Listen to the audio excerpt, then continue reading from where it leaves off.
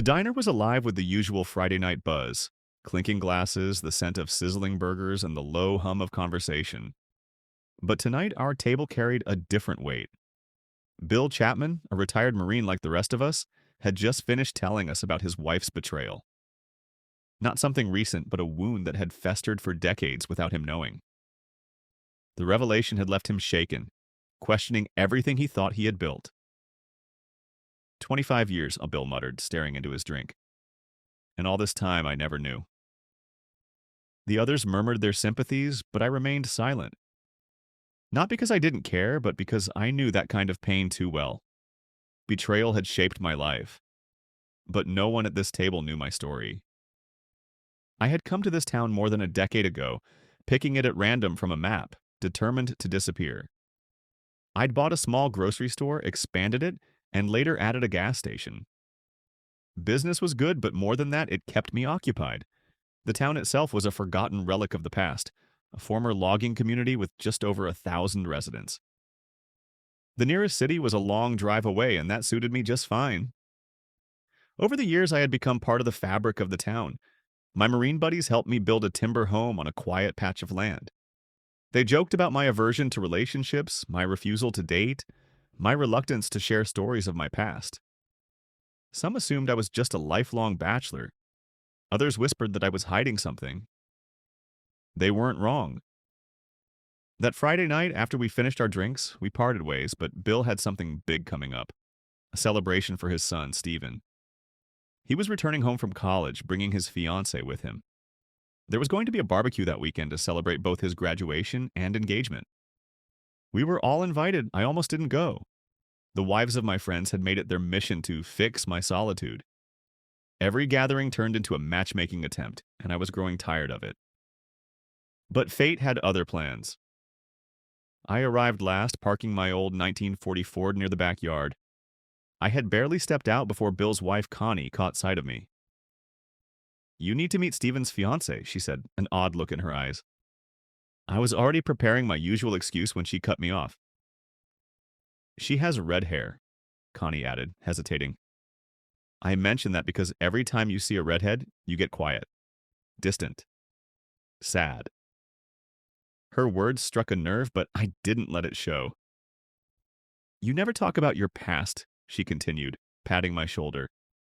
"But I've always wondered, did a redhead break your heart?" I forced a tight smile, took a beer, and walked into the backyard. The barbecue was in full swing. Kids laughing, music playing, the scent of grilled ribs in the air. But the world blurred when Stephen called my name. "Hey, come meet Jennifer." At the sound of her name, I froze. The moment she turned, my breath caught in my throat. It was like looking at a ghost. The same fiery red hair, the same bright, intelligent eyes, the same smile. Jennifer was one of 3 identical triplets. And the last time I had seen her, she was 7 years old. The last time I had seen her mother, she was in bed with my brother. Jennifer's eyes widened in shock. Tears welled instantly. "Oh my God," she whispered, rushing toward me. "I don't believe it." Before I could react, she threw herself into my arms. "You're alive," Jennifer choked out. I knew it. No matter how much they tried to convince me, I never accepted it. The backyard fell into complete silence. Every single person turned to stare. Bill's face twisted in confusion.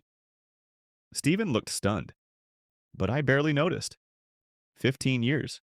15 years since I had last held my daughter. The truth begins to unravel. Gasps rippled through the crowd. Stephen was the first to speak. "How do you know Charlie?" he asked Jennifer, his voice laced with confusion. Jennifer pulled back just enough to look at him. "Because his real name is Jonathan Charles Barnes," she said, her voice shaking. "He's my father." The weight of her words hit the crowd like a bombshell. Connie staggered backward, covering her mouth. "They told us—" Jennifer's voice cracked. "They told us he—" She couldn't finish, but I already knew. "They told you I was dead," I said softly. Jennifer's lower lip trembled. "They said you couldn't handle the financial pressures," she whispered. "That you—" She swallowed hard, unable to say the words. But I always suspected something wasn't right, Jennifer continued. Every time we asked about you, Uncle James, she spat the name like poison, would go silent. And he only did that when he was hiding something. I looked around, seeing shock, disbelief, and horror on every face. It was time to tell the truth. My family erased me to cover up their lies, I said, my voice steady but raw. Their reputation mattered more than the ER truth. I scanned the faces, pausing on Connie, who averted her eyes. They needed to hear this. One day, I came home early after dropping my daughters off at school, I continued. I had forgotten my briefcase. I took a breath, and when I walked into my bedroom, I found my older brother in bed with my wife. The silence was deafening. They didn't even notice me at first, I said, my fists clenching at the memory. I recorded everything before confronting them. And do you know what they did? I let the words sink in. They laughed in my face. A scandal that had to be buried. Murmurs spread through the crowd. Some looked physically ill at what they were hearing. Jennifer held onto me tightly, her fingers gripping my arm. I was devastated, I admitted, but I had proof. I took the footage to my grandfather, the judge. People shifted uncomfortably. He watched the video, and do you know what he did? I'd let the moment stretch, feeling the weight of their attention. He decided the scandal had to be buried. Someone gasped. My brother, the golden boy, was being groomed for a political career, I continued. Marrying a widow with 3 daughters would bolster his image. And I? I exhaled sharply. I was the inconvenience. Jennifer's grip tightened. For 15 years, they had erased me. But now, the truth was finally coming out. The weight of the truth hung heavy in the air. The backyard gathering had turned into something else entirely, a moment of reckoning, years in the making. My daughter Jennifer had recognized me instantly. The shock in her eyes mirrored the disbelief on the faces of everyone else. Bill, my old friend, was staring at me like I was a ghost. His wife, Connie, had turned pale, her hands covering her mouth. Stephen, the man engaged to my daughter, looked like he had just watched his world shift beneath him. But none of that mattered, because standing in front of me, gripping my arm as if afraid I would vanish again, was my daughter. My God, she whispered, tears streaming down her face. They told us you were dead. I swallowed the lump in my throat, trying to steady my voice. I know. Jennifer let out a choked sob, shaking her head. How? How could they do that? The answer wasn't simple. It wasn't a single betrayal. It was an entire web of deception built by the people I had trusted the most. And now, after 15 years, it was time to unravel it. Stephen finally found his voice. Jennifer, what do you mean? What's going on? She turned to him, her hand still clutching my wrist. Stephen, this is my father, my real father. Stephen's face twisted in confusion. But that's not possible. Your father is alive, Jennifer interrupted firmly. And he's standing right in front of us. Murmurs spread through the gathering. People exchanged uncertain glances, unsure whether they should intervene or step away. I knew this moment wasn't just about me. It was about Jennifer, about my other daughters, about the family I had lost. Jennifer, I said gently, where are your sisters? Her breath hitched and she wiped at her tears. Judy and Joanne. They're in the city. But they need to know. They need to know you're alive. I nodded. Then we tell them. But before anything else could be said, Bill stepped forward, his face grim. Charlie, no, Jonathan, what the hell is going on? I turned to him, the truth that was buried. And I was finally ready to tell it. We moved inside the house, away from the prying eyes of the stunned guests. Bill, Connie, Stephen, Jennifer, and a few close friends gathered in the living room, waiting for an explanation. I looked at Jennifer, who nodded encouragingly. Taking a deep breath, I began. 15 years ago, I had a family. A wife, 3 daughters, a career. I wasn't perfect, but I did my best to provide for them. Then, one day, everything changed. I clenched my fists at the memory. I walked into my home and found my wife in bed with my brother James. Gasps rippled through the room, but I pushed forward. I had proof. I confronted them, thinking justice would be on my side. I let out a bitter laugh. But I underestimated how deep their betrayal ran.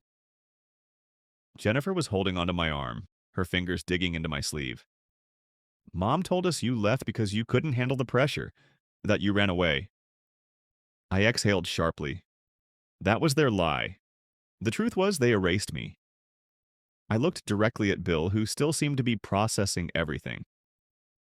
My grandfather, a powerful judge, decided that I was the problem, that the scandal would ruin the family name, so they destroyed my reputation.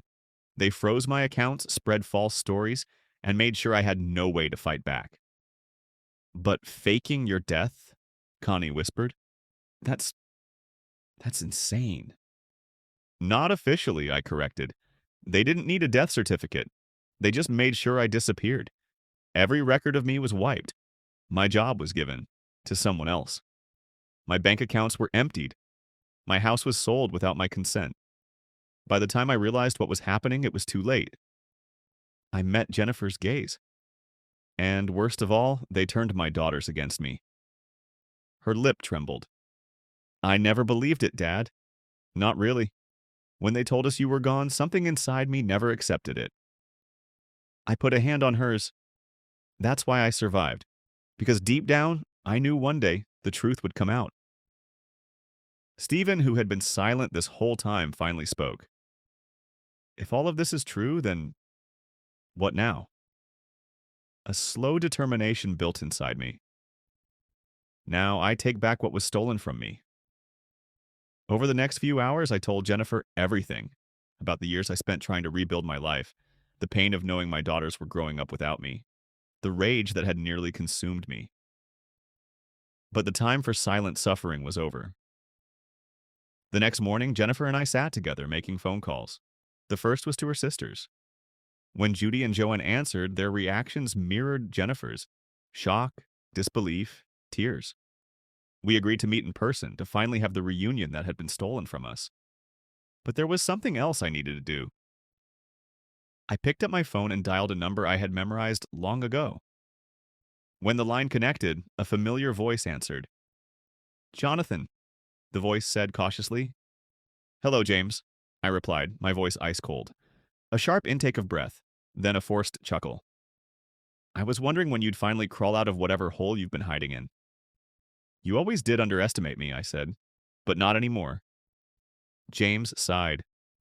Look, whatever you think you're doing. You took my family, my name, my life, I cut him off.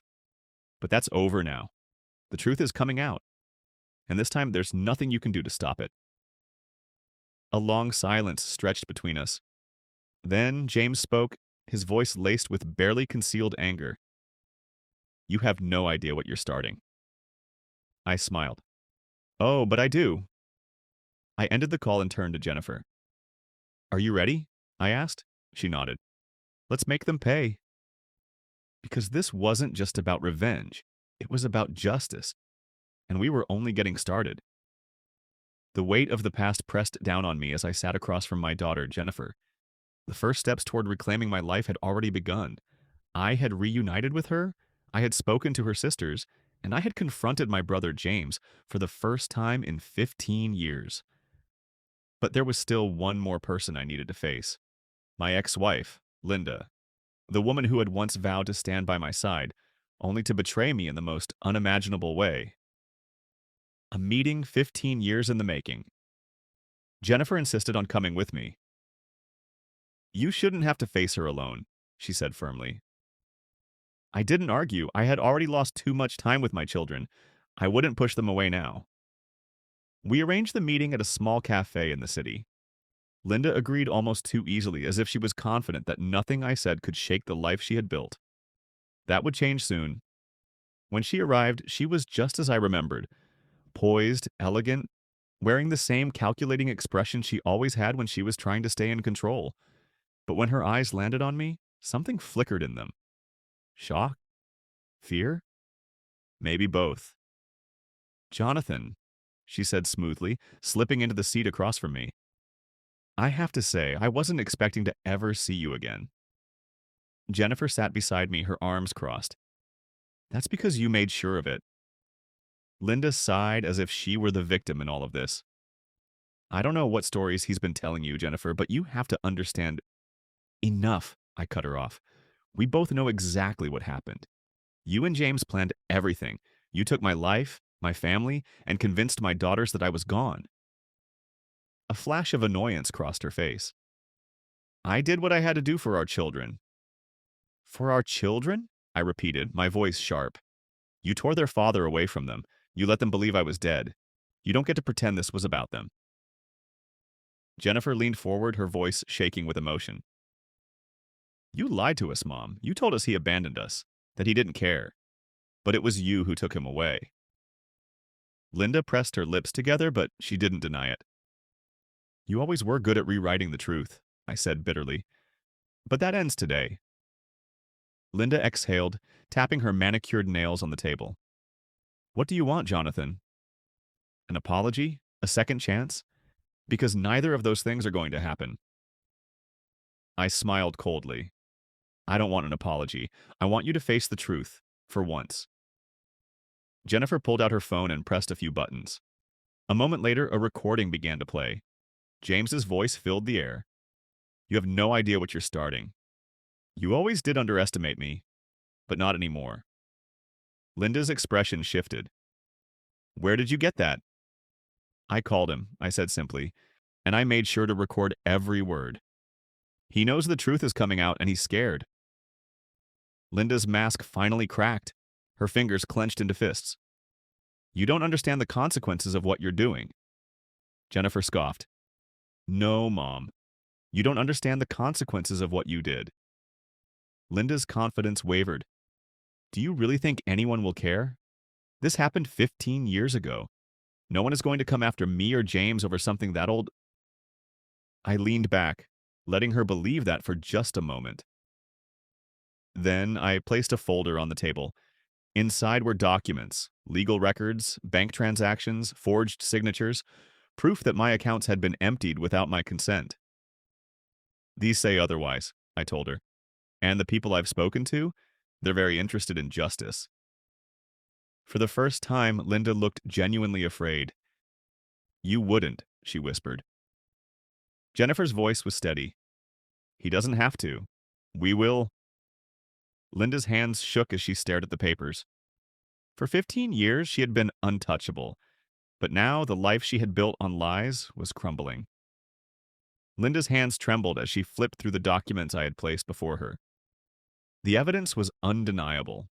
Proof of fraud, forged signatures, and financial records that directly implicated both her and James.